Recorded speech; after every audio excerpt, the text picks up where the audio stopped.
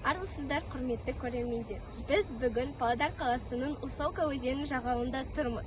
Бұл жер Павлодар қаласының тұрғындары жиі келіп отыратын демалыс орны болып табылады. Бірақ та өкінішке орай, бұл жер үнемі тазалық жұмыстары жүргізілсе де, көп астанатын жерлердің бірі болып табылады. Өзен жағалауында түрлі қоқыстар мен тұрмыстық қалдықтар болады. Неде біз осы мәселемен танысу үшін арнайы келіп отырмыз.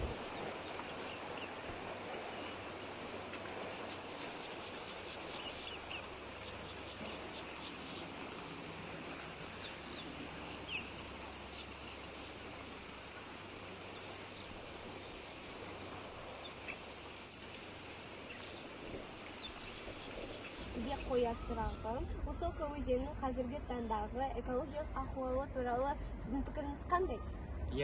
Осы өзен бойындағы жатқан қоқыстар бізді мазалайды. Қыдыратын адамдар өз-өзімен жинамай тұрмыстық қоқыстарды тастап кетеді. Бізге осы жерді реттеп тазалап сұраймыз. Сіздермен болған Павлодар қаласының нөмір 35-ші жалпы орта білім беру мектебінің 8-ші А сынып оқушылары Манат Саида мен операторлық қызметте Жаныбеков Бекжан.